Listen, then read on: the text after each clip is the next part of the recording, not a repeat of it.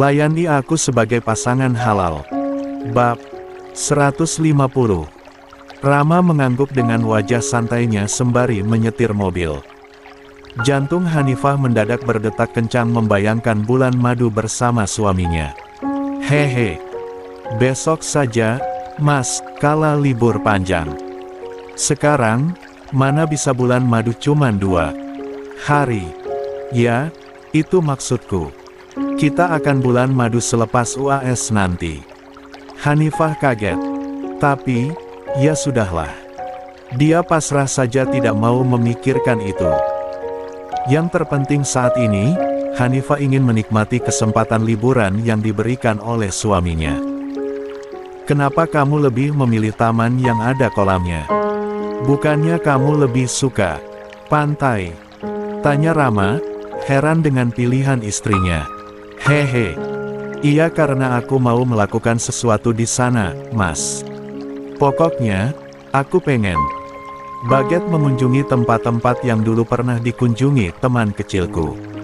Beberapa menit berlalu. Akhirnya, mobil Rama berhenti di depan gerbang utama kos Shirley.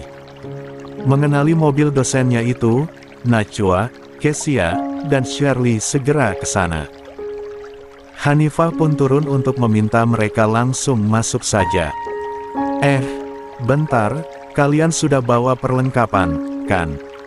Tanya Hanifah. Sudah, dong. Mana mungkin aku lupa bawa, jawab Shirley. Ya udah, ayo langsung masuk saja. Baru kali ini mereka satu mobil bersama Rama. Ketiga sahabat Hanifah itu merasa canggung dan malu-malu untuk bicara atau bercanda. Sebenarnya, bisa saja mereka menggunakan mobil lain, tapi mereka penasaran bagaimana rasanya satu mobil dengan dosen dingin mereka itu. Bakalan jadi nyamuk, gak, kira-kira? Bisik Shirley kepada Najwa. Kalau kamu jadi nyamuk, aku jadi obat nyamuk, biar kamu gak mengganggu, balas Kesia. Cek, sialan kamu, Syah. Orang lagi serius juga. Tak lama, mereka sampai di taman yang dimaksud. Rama mengurus tiket masuk dan segalanya untuk Hanifah dan ketiga sahabatnya itu. Wah, bagus banget. Aku mau langsung ganti baju, kata Hanifah, setelah masuk ke dalam.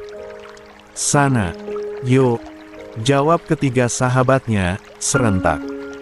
Baru saja Hanifah berbalik badan, Rama langsung menahan pergelangan tangan istrinya. Membuat Hanifah dan yang lain terdiam melihatnya. Dengan tatapan dingin, Rama menatap kedua mata Hanifah. Baju apa? Hanifah terkekeh. Hehe, baju renang? Mas, aku mau diajarin renang sama Shirley. Tidak boleh. Loh, kok gak boleh? Bajunya longgar babjet. Kamu bisa lihat sendiri nanti, Mas. Tetap tidak boleh. Hanifah mencebik kesal. Najwa mendekatinya. Han, udah gak apa-apa, kamu sama aku aja. Kita duduk di pinggir kolam sambil lihat Shirley dan Kesia berenang. Yah, sayang banget, lirih Shirley. Ya udah, iya. Aku mau ganti baju buat duduk di pinggir kolam sama Najwa kalau gitu. Kayak Hanifah, dengan wajah murung. Kenapa harus ganti baju? Tanya Rama. Biar gak basah pulangnya, Mas. Baju tertutup. Iya, suamiku. Baju tertutup. Hanifah menekan suaranya. Najwa dan Shirley senyum-senyum sendiri mendengarnya. Dia merasa baper sendiri melihat pasangan suami istri itu. Ya sudah. Ingat, harus tertutup. Usai berganti baju, Hanifah duduk di pinggir kolam yang tentu saja memiliki ketinggian yang cukup dalam karena kolam tersebut adalah tempat berenang untuk orang dewasa. Di sanalah Kesia dan Shirley berenang. Sementara, Hanifah dan Najwa hanya bisa menyaksikan di pinggir kolam dengan kaki dimasukkan ke dalam air. Rama melihatnya dari jauh. Dia memberikan waktu kepada istrinya untuk menikmati momen kebersamaan dengan teman-temannya tanpa mengganggunya. "Shirley, aku dukung kamu," teriak Najwa, melihat Shirley dan Kezia hendak lomba berenang berdua. "Aku dukung kamu, Sya. Semangat!" teriak Hanifah juga. Entah siapa yang akan lebih dulu, mereka tidak tahu karena tubuh Kezia dan Shirley kini sudah masuk ke dalam air. "Han, ayo berdiri biar kita bisa melihat mereka." Sepertinya, mereka sudah mulai berenang, ajak Najwa. "Oke." Hanifah hendak berdiri, tapi kakinya terasa tertahan. "Najwa," panggilnya, masih dalam posisi duduk. "Iya, Han, kenapa?" Najwa kembali duduk. "Di dalam air ada apa atau ada siapa aja?" "Maksudnya, ada Shirley, Kezia, dan orang-orang yang berenang. Tapi, Kezia dan Shirley masih jauh." "Kenapa bertanya seperti itu? Kolamnya tinggi apa, Gak? Wah, tinggi, Han. Soalnya, kan ini kolam untuk orang dewasa." "Najwa, aku merasa kakiku tertahan dan ditarik. Tolong, pegang aku. Aku gak siap berenang kalau jatuh. Apalagi, Kezia dan Shirley masih jauh. Siapa yang akan membantuku?" Kedua mata Hanifah memerah. "Astagfirullah. Serius. Aku juga gak bisa berenang, Han. Tunggu di sini, aku akan panggilkan Prof. Rama." Najwa melepas tagaj Hanifah dan berdiri. "Najwa!" teriak Hanifah, terjatuh ke kolam tersebut. Najwa kaget. Dia kembali berbalik badan dengan tubuh gemetar. Dia tidak bisa berucap. Semua orang tidak menghiraukannya karena berpikir bahwa Hanifah sengaja hendak berenang di kolam itu. "Tol." Najwa tidak melanjutkan ucapannya yang hendak meminta tolong begitu melihat Rama sudah berada di depannya. "Byurrr." Tanpa berucap, dengan pakaian yang masih utuh, Rama melompat masuk ke dalam kolam. Tentu, dia bisa berenang. Melihat Rama, barulah orang-orang di sekitar sana kini memerhatikan ke arah sana dan bahkan mendekat ke sana. "Tadi itu Prof. Rama, kan? Aku gak salah lihat." "Iya, itu Prof. Rama. Aku lihat beliau duduk di sana sebelumnya." Kenapa orang tadi lompat ke kolam dengan pakaian utuh gitu?" "Orang itu Prof. Rama." "Wih, serius? Gak mungkinlah Prof. Rama main ke taman gini." "Iya, nih, gak mungkin. Terserah kalau gak percaya. Aku mau rekam dulu siapa tahu VIP." Kebiasaan warga plus 62, orang susah bukannya dibantuin malah direkam. "Sewot aja lu." Bising itu terdengar di telinga Najwa. Namun, Najwa hanya bisa mematung dengan wajah pucat di balik cadarnya. Dia sangat mengkhawatirkan apa yang terjadi kepada Hanifah. Ada rasa bersalah di hati Najwa kenapa dia melepaskan tangan Hanifah. Itu pun karena Najwa panik dan ingin segera memanggil Rama untuk Hanifah. "Ada apa itu?" kata Shirley, yang telah muncul ke permukaan. "Kau berhenti. Ngalah?" "Iya," ledek Kezia. "Bukan ngalah. Lihat, ada apa rame-rame? Terus, Najwa kok sendiri? Hanifah kemana? Perasaan aku gak enak," ujar Shirley, langsung kembali masuk ke air dan berenang ke tepi. Kezia mengernyit. Dia pun menyusul Shirley untuk berenang ke tepi. Kezia dan Shirley segera menghampiri Najwa. Melihat kedua sahabatnya sudah datang, Najwa langsung menghampiri mereka juga. "Ada apa? Wah, kok rame? Hanifah mana?" tanya Shirley, naik dan duduk di tepi kolam. Hanifah." Najwa tidak sanggup untuk bicara. Wajah Shirley mulai panik karena bisa membaca situasi dari tatap mata khawatir Najwa. Gadis itu sontak memegang bahu Shirley. Hanifah apa? Mana Hanifah? Tanya Shirley, mulai terlihat panik. Dia tenggelam, tapi tadi. Biur. Tanpa mendengar semua ucapan Najwa, Shirley langsung melompat kembali masuk ke dalam air mendengar Najwa yang mengatakan bahwa Hanifah tenggelam. Sontak saja, di dalam bayang-bayang Shirley dia teringat akan bangknya kasus tenggelam hingga meninggal dunia membuat Shirley sangat takut Hanifah kenapa-kenapa. Di dalam air, Shirley tersenyum melihat Rama yang ternyata sudah memeluk Hanifah dan hendak membawanya ke permukaan. Shirley merasa lega dan berenang hendak membantu. Namun, pandangannya yang samar teralihkan ke seseorang yang tengah mengenakan pakaian renang lengkap dan melihat mereka dari arah kejauhan. Siapa itu? Kok kayak ngintip? Seharusnya, dia membantu, batin Shirley. Tanpa berpikir panjang, Shirley kemudian berenang ke arah orang itu. Dia penasaran siapa orang itu walaupun Shirley belum tahu apa penyebab Hanifah sampai tenggelam. Ih, kok kabur? Siapa? Ya, dia. Batin Shirley, yang merasa orang itu malah menghindar. Shirley semakin mempercepat gerakannya, berharap segera bisa mengejar orang itu. Tapi, Shirley sangatlah kesal begitu merasakan tangan seseorang malah meraih dan menahan tangannya. Cek, sialan. Lepasin tangan gue, Sya, gue mau kejar orang itu, batin Shirley, yang melihat bahwa ternyata Kesia yang menahan pergelangan tangannya. Shirley terus memberontak agar tangannya dilepaskan oleh Kesia.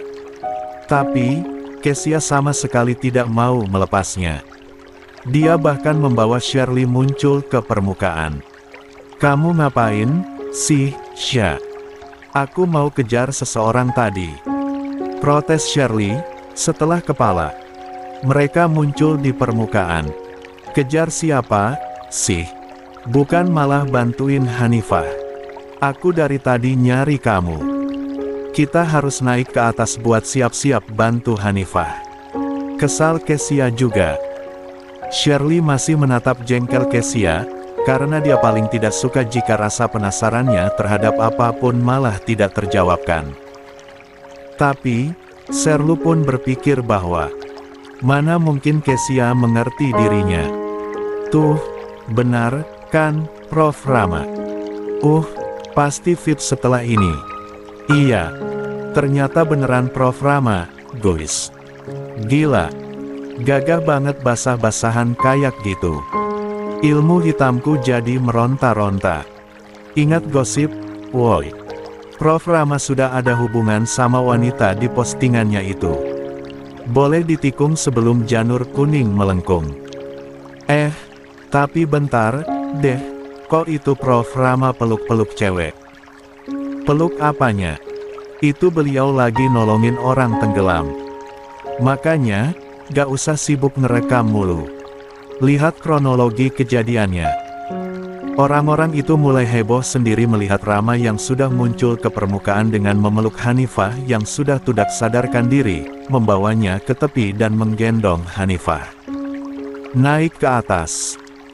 Dengan wajah dingin dan bola mata memerah, Rama mengangkat tubuh Hanifah dan membawanya ke sebuah kursi panjang yang tersandar di sebuah tembok pembatas. Biar kami bantu, Pak, kami yang bertanggung jawab, kata petugas keamanan. Tidak perlu, jawab Rama, dingin. Maaf, Pak, biar kami memberikan pertolongan agar dia bisa sadar, kata petugas itu lagi. Saya bisa melakukannya sendiri. Tapi, Pak, kita kan tidak bisa memberikan pertolongan pertama, karena saya akan melakukannya. Kalian amankan wajahnya dari kamera agar tidak ada yang melihat wajahnya, jawab Rama, dingin. Oh, baik, Pak. Para petugas keamanan itu akhirnya berjaga di belakang Rama agar tidak ada kamera yang berhasil menyorot wajah Hanifah.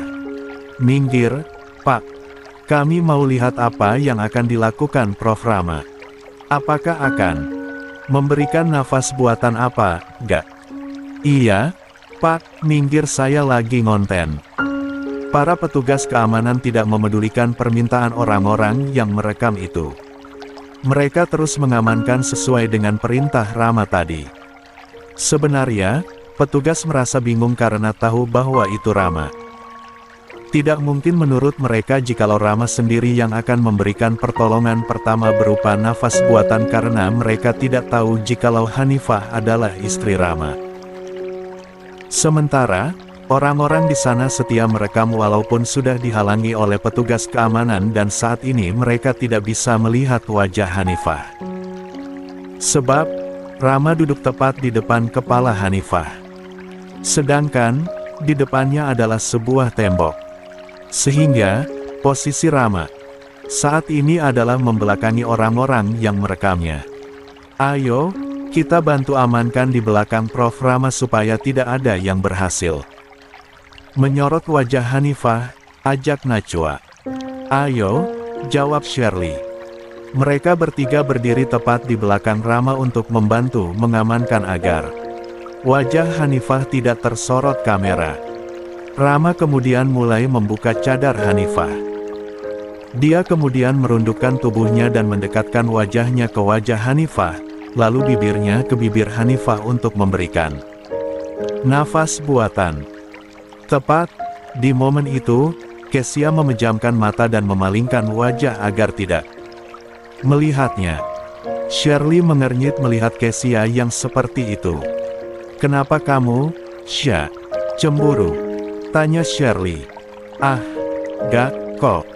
Shirley menggelengkan kepala. Dia tidak menghiraukan Kesia lagi dan fokus melihat Rama yang memberikan nafas buatan kepada Hanifah. "Astaga, beneran ngasih nafas buatan. Gue nyesel gak tenggelam tadi," kata salah satu orang yang merekam di belakang petugas. "Nyebur aja sana biar lo dikasih nafas buatan sama petugas keamanan, haha." "Udah diem. Gue penasaran muka cewek itu. Kenapa Prof. Rama nolongin sampai ngasih nafas buatan segala? Cemburu gue? Iya. Pengen gue tendang petugas yang halangin kita ini." "Uhukel, alhamdulillah," batin Rama, mengusap pipi Hanifah yang sudah tersadar. Hanifah menarik napas dan menormalkan pernapasannya kembali. Melihat jelas wajah Rama di depannya, Hanifah ingin bangkit dari tidurnya. Rama pun membantu Hanifah untuk duduk. Hanifah langsung memeluk erat suaminya. Rama pun membalas pelukan sang istri. "Mas," Hanifah terisak. "Iya, sayang, apa? Pulang, Mas, aku takut di sini. Tadi ada yang narik kaki aku. Di sini angker." "Mungkin itu hantu penunggu kolam," isak Hanifah dengan polosnya. Rama sempat merasa sedikit lucu dengan kepolosan istrinya. Sebab, Rama tahu sesuatu saat di dalam air tadi.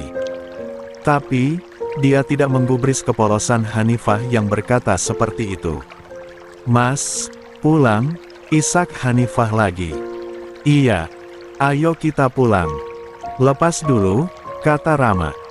"Gak, aku gak mau lepas. Aku takut," lirih Hanifah, dengan suara bergetar. "Kita ke rumah sakit setelah ini." Rama menyadari jikalau Hanifah sedang mengalami trauma karena syok dengan kejadian tadi. Maka dari itu, dia akan membawa istrinya ke rumah sakit agar tidak terjadi efek buruk terhadap diri Hanifah setelah kejadian tadi. "Ayo, lepas dulu," kata Rama lagi. Hanifah menggelengkan kepala. Dia tidak mau melepaskan pelukannya. Dia bahkan menyembunyikan wajahnya di dada bidang Rama karena sudah tidak mau menatap ke sisi manapun. Hanifah begitu ketakutan. Dipeluk, guys, Prof. Ramanya. "Widih, kesempatan banget cewek itu. Udah, gak sanggup lihatnya." Di samping Hanifah yang masih memeluk erat Rama, orang-orang di belakang petugas merasa tidak menyangka Rama dan Hanifah berpelukan seperti itu. "Aku tidak bisa jalan, Mas. Aku takut," lirih Hanifah. Aku tidak mungkin membiarkan kamu berjalan, Hanifah. Aku akan menggendongmu. Sekarang, lepaskan aku dulu, ya, agar kita bisa pergi dari sini, jawab Rama. Mendengarnya, Hanifah langsung setuju dan akhirnya melepaskan pelukannya dari tubuh Rama. Rama pun mulai mengangkat tubuh mungil Hanifah. Sembunyikan wajahmu di dadaku, pinta Rama kepada Hanifah. Hanifah pun langsung mendengar apa yang suaminya perintahkan. Ia menyembunyikan wajahnya di dada bidang suaminya. Najwa dan yang lain menyusul Rama dan Hanifah yang berjalan ke ruang ganti. Mereka pun ke kamar mandi untuk dan berganti pakaian. Mereka tentunya akan ikut pulang karena mereka datang ke sini dengan mobil Rama dan Hanifah. Mas, biar aku ganti baju sendiri, kata Hanifah ketika sudah sampai di ruang ganti. Biar aku yang membantumu. Gak usah ngeyel. Hanifah kali ini tidak bisa menolak. Dia membiarkan suaminya masuk ke ruang ganti bersamanya. Kini, mereka semua sudah berada di dalam mobil Rama. Assalamualaikum, Prof, salam seorang lelaki, di ujung telepon. Waalaikumsalam. Datang ke lokasi yang saya kirim dan temukan orang yang telah mencelakai istri saya. Dia masih berada di sini. Bawa dia ke rumah saya. Baik, Prof, saya akan ke sana sekarang. Baik, saya tutup panggilannya. Silakan, Prof. Assalamualaikum. Waalaikumsalam. Mendengar pembicaraan Rama tadi, ketiga sahabat Hanifah saling memandang. Mereka tidak menyangka akan dibalik sikap dingin Rama, ternyata pria itu memiliki sikap perhatian yang luar biasa kepada Hanifah. Kini, mereka semakin bisa melihat betapa Hanifah sangat beruntung menjadi istri dari dosennya itu. Mas, panggil Hanifah, lirih. Iya, kamu mau sesuatu? Hanifah menggelengkan kepala. Dingin. Sini tangannya. Rama kemudian menggenggam tangan mungil Hanifah yang memang sangat dingin. Padahal, AC mobil pun tidak menyala. Hanifah merasa tubuhnya menggigil. Bukan karena air di kolam itu membuat Hanifah sampai menggigil kedinginan. Melainkan, rasa syok ketika kakinya ditarik membuat perasaannya saat ini penuh ketakutan. Hal itu memicu kondisi fisiknya. Kalau kamu telat, mungkin aku gak akan hidup lagi, kata Hanifah. Jangan katakan itu. Sekalipun jatuh dari atas gunung pun jika belum waktunya meninggal dunia, maka kita akan selamat, kata Rama. Ih, kamu, ya, Mas, nyontohinnya gak banget. Orang jatuh dari atas gunung, tulangnya bisa remuk.